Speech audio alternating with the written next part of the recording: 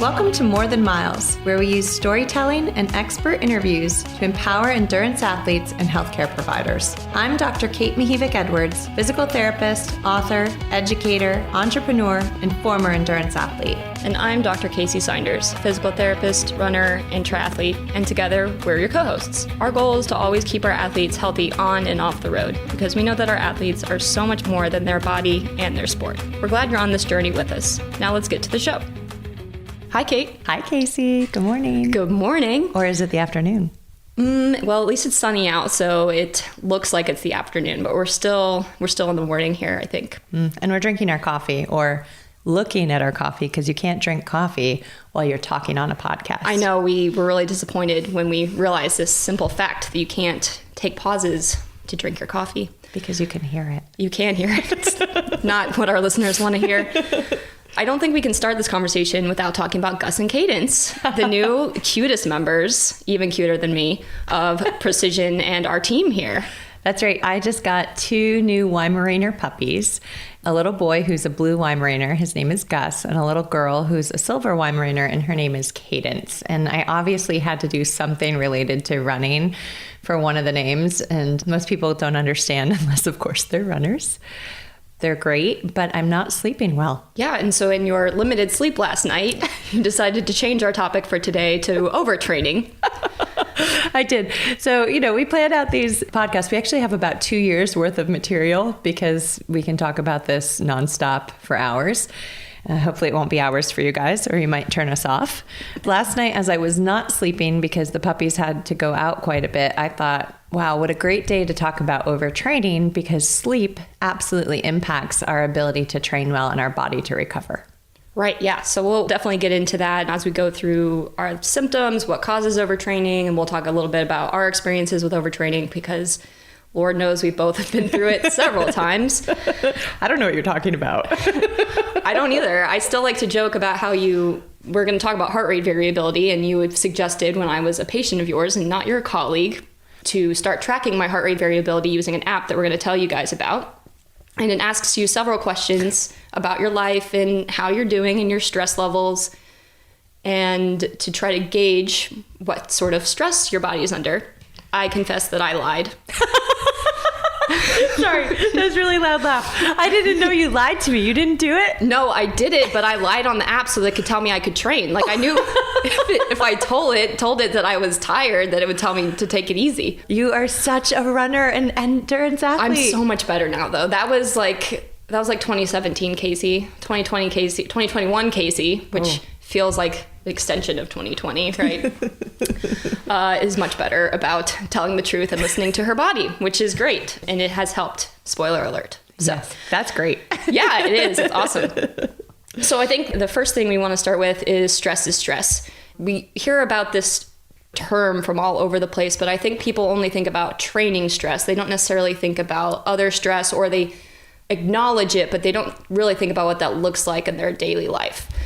Yes, that's right. So when we think about stress, I think about it as a bucket or a pie. If you like to eat pie, you can think about it as a pie. If you like to carry rain in a bucket, nobody does that. You can think about it as a bucket. But either way, stress is stress. So stress is composed of physical stress, emotional stress, and psychological stress. And they all are equal, which is what we as athletes don't necessarily like to realize. We think that if we train harder, we're going to do better. That's not always the case, especially if you're going through something in your life that's really stressful. Say, move, a pandemic, financial issues, lack of sleep, a new baby, getting married soon. Like, all of these things actually have an impact on your body and your stress. And if any of those things increase, your bucket overflows, or your pie has no more room to grow. So the way that you need to think about it is, what am I doing in my life that could be impacting my physical stress? Is it emotional? Is it psychological? Or is it really all physical? It's difficult to discern, especially if you're newer to the endurance sports world. But something I've started doing recently that has really helped with this is, so I used to pay attention to just how my muscles felt, how my body felt, fatigue upon waking, things like that.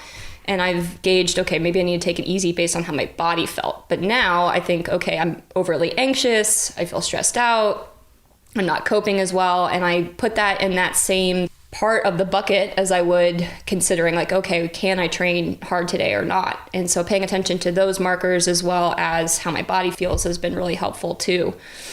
I think we tend to ignore life stress versus training stress. I feel like it's a lot easier for us to grasp training stress and modify our training accordingly, but I don't think we're as good at listening to our emotional stress.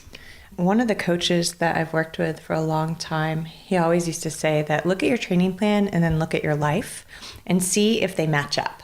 So for instance, if the Boston Marathon or the 5K race that you want to do or the half Ironman you want to do is a week after you move, probably not a good time to do it. The other stress in your life, the moving stress, the financial stress, everything that goes into moving is actually going to play a role in how you perform and how you recover.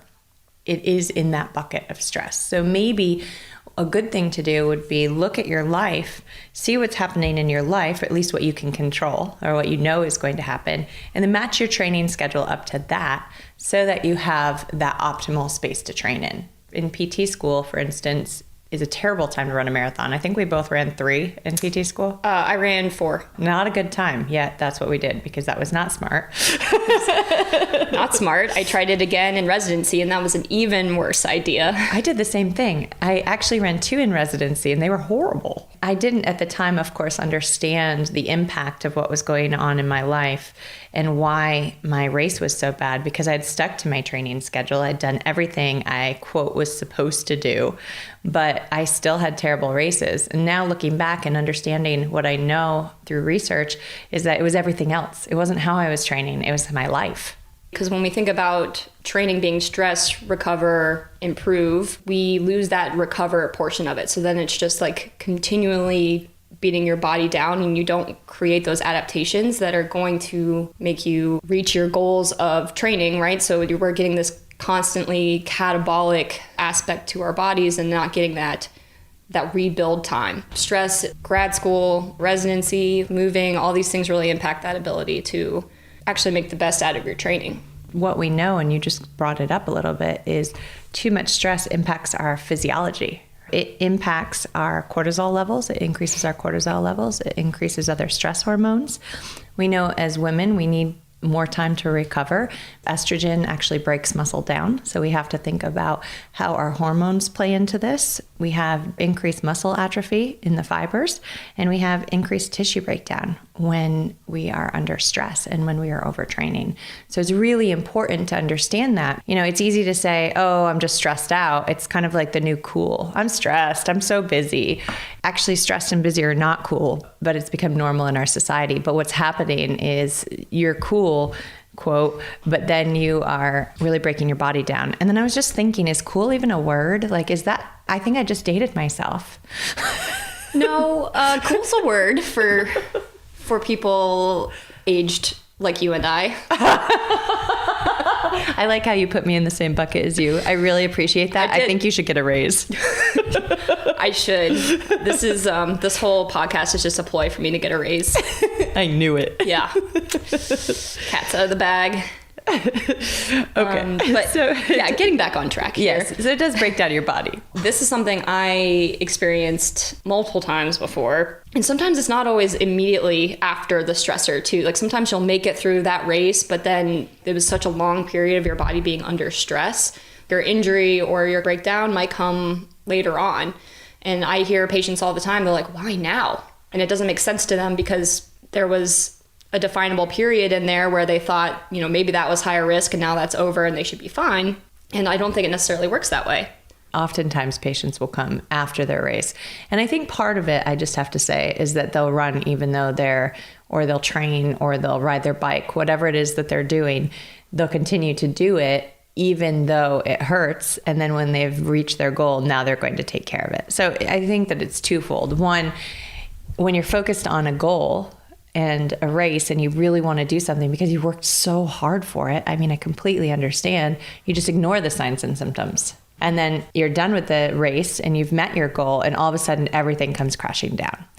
Or you don't realize you're under a lot of stress. And as soon as it's over, your body and your mind let go and then all the stress shows up. Absolutely. I've seen that happen.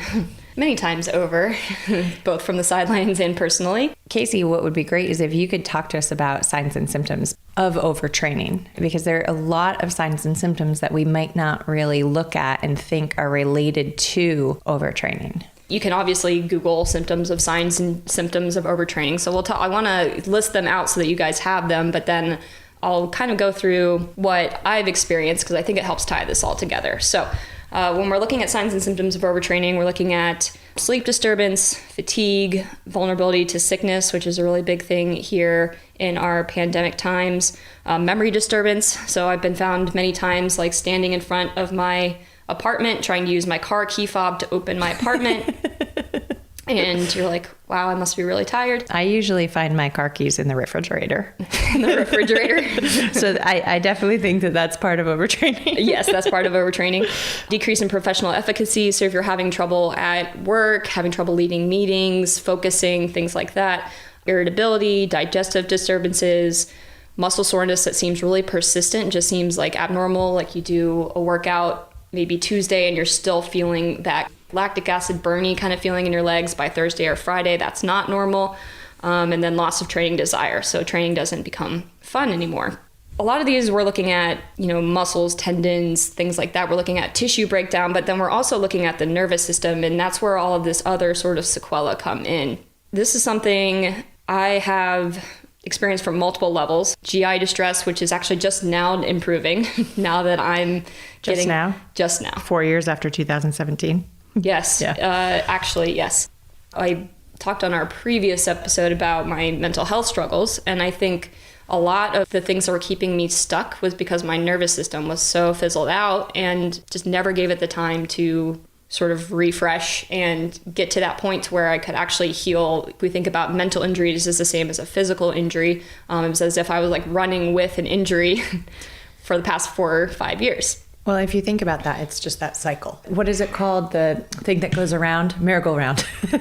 It's like you can't get off the merry-go-round because, is it a merry-go-round? Yeah, it's a merry-go-round. But the idea is that that's what's happening. Stress is not just physical. Stress is emotional. It's psychological.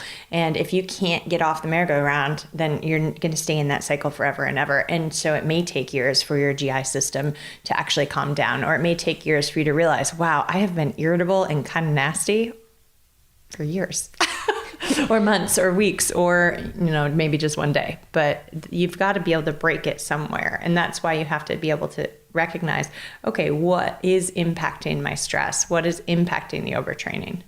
Yeah, and a lot of this comes into neurochemical balance too. Something I've learned recently is about the serotonin receptors in the gut lining and in the stomach. Serotonin is one of those important chemicals for mood stability, feeling joy, happiness, all those things that we want to be able to feel.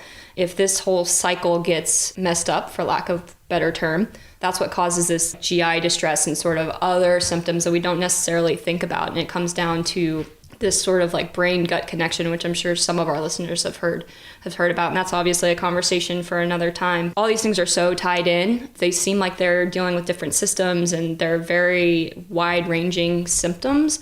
But that's why I think it's important to know them, to be able to tie this back like, okay, am I overtraining? Do I have too much stress in my life? I don't necessarily believe that people mean to overtrain. Some people do it just because it's an addictive thing, right? Exercise can be addictive in a good or a bad way. Absolutely. We've both experienced that as well. You don't always know you're overtraining. Simple things like gut disturbance or memory loss or irritability, it may not become a flag for you. You may not know you're overtraining.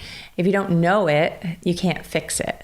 We talked about ignoring these symptoms and things like that because you're so focused on your goal. And something that's helped me recently is, it's not just the training, like it's not just my heart and lungs who are doing this event. It's not just my heart and lungs that are running. Like everything needs to be, my physiology needs to be optimal. And Stacy Sims talks about this a lot with her research and in her book Roar, which I'm sure we're going to talk about at some point. Heck yeah. Yes, there it was.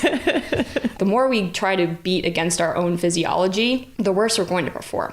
Performance really comes down to optimizing your own physiology, and we all can handle different loads, different stressors. If we learn how to work with our body instead of against it, then that's when we're going to perform our best. I think we overemphasize the training aspect of performance and underemphasize just the overall health and well-being aspect of performance, which is actually, I would definitely argue that that's, at least 75% of it.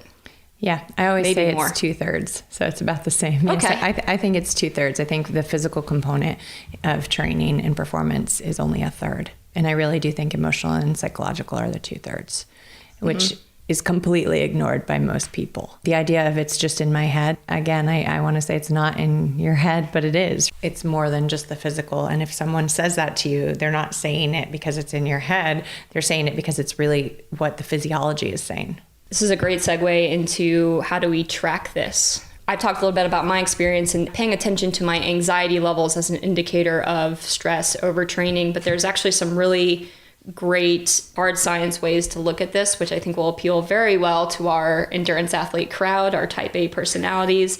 Okay, I know you have a little bit more experience with the certain devices that are out there and heart rate variability. Right. There are a couple ways that you can track overtraining, and I think as endurance athletes and type A personalities, typically, not all of us, we really do like using technology and like getting data. There are some devices out there. Garmin does it, Whoop does it, the Oura Ring does it, and there are a bunch of trackers that are called HRV trackers on any kind of smartphone that can help you to track your heart rate variability. So you may have heard the term heart rate variability, and what it is it's looking at your nervous system, actually. So it's looking at the autonomic nervous system, the sympathetic, the parasympathetic nervous system. Heart rate variability is the variability between heartbeats. So say you have a resting heart rate of 40. We'll just use that random number. You don't have 40 beats per minute every second. Does that make sense? So you have 40 beats per minute, but it's not on every second. So it might be 0.9 seconds. It might be 1.2 seconds that your heart beats. So it's not exactly the same across the beating. Does that make sense? Right. So when you look at, if you're looking at your Garmin or heart rate instantaneously, we're looking at an average over time because it's beats per minute. So if we were to break that down and look at this instantaneously, second by second, there's going to be a little bit of change in between each heartbeat itself. Another important distinction here is we're not talking about the conduction system. So we're not talking about arrhythmia per se. That's a completely different aspect of heart health. We're looking at how much does that heart rate adapt to your body second by second. A higher heart rate variability is better than a lower heart rate variability. And heart rate variability changes depending on your age. So the younger you are, you have more variability in your heart rate. The older you are, you have a lower variability in your heart rate. Everyone wants to know, like, what is my perfect heart rate variability? And that's always the question, right? Well, there is no perfect. It's very individual for everybody. And you're just going to have to track it and see where you are and go from there. So you have to build up the stats for a week or two and then move from there and kind of see what your average is. The reason that we're looking at this, think about, I have weird analogies and I don't even know if my coffee analogy works, but... Oh, it works. Oh, does it? Okay, good. Think of your heart as an engine. We all think of like our cardiovascular system as our engine as endurance athletes. I'm going to say it's a stick shift just for fun. We're driving really, really fast in our car. We're driving down the highway and all of a sudden you see your favorite coffee shop and you have to like hopefully not slam on the brakes and cause an accident, but slow down really quick, downshift, get off the highway to get your cup of coffee. Okay? That would be high variability. You're able to do that. You can shift gears very quickly. You can make changes. Your heart can be nimble. And low heart rate variability would be like, hey, I see my coffee shop and I can't stop. You just drive right by and then you're really sad that you don't have coffee. And the whole day really stinks because of it. Mm-hmm. So heart rate variability is like that, okay? The more nimble it is, the more you can change, the better you do. And optimal heart rate variability is when your parasympathetic nervous system and your sympathetic nervous system are working equally. They're working against each other to be in balance. And when you have a lower heart rate variability, it's typically your sympathetic nervous system that is overworking. And it's overworking because of fatigue. It's overworking because of overtraining. It's overworking because of stress. Knowing that, we can use heart rate variability to track whether somebody is overtraining or not. as your heart rate changes and your heart rate variability decreases during a training cycle, you can start to say, okay, well, maybe I need to take a day off here, or maybe I need to think about what are these stresses. Maybe I need to start adding meditation. Maybe this isn't the week for me to have a hard workout. Maybe I should save my hard workout for next week. And so that's how we can use heart rate variability. And it's a very, very useful tool in terms of finding out how I should train, when I should train. And the apps that they have will have you input how much stress you have. Did you have any alcohol? What was your sleep like? What was your training like? And this is where Kacy lied. Remember when she was my patient? I just thought I'd bring it up. You have to answer accurately or else it doesn't work. It doesn't work. So don't lie to yourself. But you answer all those questions and then it takes your heart rate and it gives you a heart rate variability number. Now, things like Whoop and Oura Ring and Garmin, they're tracking it more consistently, and so their number might be a little bit better, but you don't have to put in as much data. They'll be tracking it usually for you. So that was a long answer for what is heart rate variability, but I think that at least it covers what is it, why is it important, and how can we use it. I'm curious to know, how is Gus and cadence affecting your personal heart rate variability? Well, of course I have a Garmin and I also have the Oura Ring. So I obsessively check it. Even though we all know I'm not training anymore, I still have those neurotic habits, which is fine. It's fine. That's why I'm still an endurance athlete. Fit right in. Heart. So actually, my heart rate variability is dropping as I'm getting less sleep. My nervous system is on overdrive. And I'm hoping next week they're going to sleep more than 3 or 4 hours at a time. And so next week, my heart rate variability hopefully will bounce back and be great. Yeah, I'm hoping that for you as well. Because then I might be more irritable. And we know I can't handle anymore. I can't handle any more sass.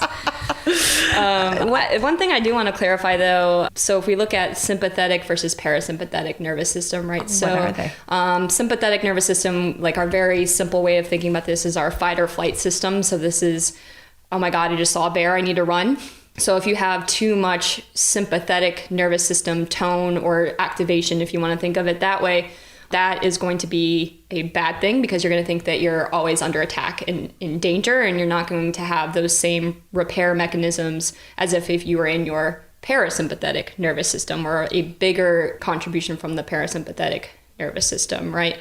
Or more of our rest and digest. Yeah, rest and digest. So if we think about it that way, so we're looking at what's the balance between those two. Another thing I think that ties this together is, so we're looking sort of at the agility of your heart rate. If you think about the difference between just like running in a straight line and doing like soccer drills. So for most of us who've been running long distance for a while, we lose that agility, right? So it's kind of the same thing, that ability to adapt. I love that. In terms of the parasympathetic and sympathetic nervous system, I want to say it's not bad if the sympathetic nervous system is working. We have to have it work. When we're in a race, we want our sympathetic nervous system to be kicked up. But in our everyday life, we don't want our sympathetic nervous system to be driving everything. That's when we want, if we're resting, we want our parasympathetic nervous system to be helping us rest. So it's just being able to call on each part of the system when you're doing the activity that fits that system is important. Right. Yeah. Thanks for bringing that up. I think that's really helpful to tie this together. And there's a lot of technology, like we talked about, in apps and things like that. And those are great. They're super useful. But if you're a little bit lower tech or want really a simple way to look at this, you can take your heart rate in the morning. First thing when you wake up, you can just take it manually by feeling your pulse, or there's some apps on your phone where you can use the camera lens to measure your heart rate. And you want to track that sort of consistently over time. So again, this is going to vary a little bit. So if you have an idea of what your normal is, then you can see if it's changing day to day. And the idea is if your heart rate is elevated above your average. So I think I don't know if you've seen any more specific numbers, but I feel like it's 5 to 10 beats. Oh, I thought it was as little as 3 to 5. Yeah. So there's not much room there. Of course, you have to know what your normal is, right? To see these small changes. So it might take several weeks or a month or so of tracking to know this. So if it's a little bit too high, so again, we're talking about sympathetic nervous system, that can be an indication of overtraining as well. That's right. So you take your heart rate every day for, we'll just say 21 days, because that's the time it takes to make a habit. Track your heart rate every morning around the same time. Write it down in your journal or wherever you want to write it down and see, is there a difference? And typically people who are highly trained or even not so highly trained, but trained enough, their heart rate won't change a lot from day to day. So it might be the same every day or within 1 or 2 beats. I don't know what the research says. I don't want to put a false thing out there, but I believe it's if your heart rate starts to change 3 to 5 beats, then you should really pay attention. But it might be 5 or 10. I don't know. So I think 5 is a good number. The one range we both have. That's right. Sorry that it's not completely exact, but as you know, numbers. Yeah, numbers are not our thing. No. The point is to track it and to look for changes, right? And we're looking at that. If it's increased, that's an indication of, okay, I need to look at my training and look at my stress. Yeah, absolutely. I think that's really most of it when it comes down to overtraining, making sure that we're tracking our stress in all 3 areas and then figuring out how do we measure it and then what do we do with it. So the last piece is, okay, so my heart rate variability is low or my heart rate every morning has increased by 5 beats. So what does that mean for us? What happens? Right. I mean, that's when you have to actually change something, right? So that's why I wanted to bring it up. Yes. 'Cause as we know with my history, I have known about these numbers and haven't necessarily done anything about it or just lied to my app so that it would tell me I was okay. What does this look like? So this might look like moving your workout to another day. This might look like shortening your long run. This might look like talking to your coach and saying, hey, I'm feeling anxious. I've got this going on at work. Tell them about these symptoms, and all of our great coaches out there usually know what to do with that information, and they can help you sort of navigate how to change your plans for that week. And you can also think about going to bed earlier or taking a day off if you need a day off, something. So it's not always changing the training schedule. Sometimes it's changing some things in your life too. Yeah, absolutely. That's a really good point. I'm glad you brought that up. Yeah. I mean, I think that covers it. What about you? Do you think there's anything else we need to talk about in terms of overtraining? I don't think so. I mean, everybody does it.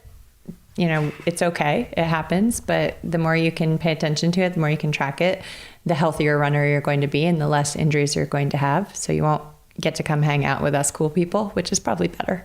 It's probably better. We'd love to meet you, but it's probably better if you stay out on the roads. That's right. We'd rather see you running than in our clinic. So tracking all of this or looking at it or paying attention to it can really help you be on the roads, on the trail, in the water, on your bike, whatever it is. I've had coaches in the past that tell me it's better to be 5% undertrained than 5% overtrained.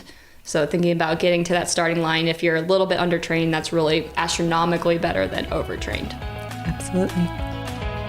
Thank you so much for hanging out with us. We hope that you enjoyed today's conversation. As you can tell, we absolutely love spreading knowledge about endurance athlete health. Be sure to subscribe and rate the show on Apple Podcasts, Spotify, or whatever platform you happen to be listening in from. It really helps us get the word out about our show so that we can reach more awesome people like you. Be sure to share the show with your friends, running buddies, training partner, family, dog, scream it from the rooftops, whatever works for you. See you soon.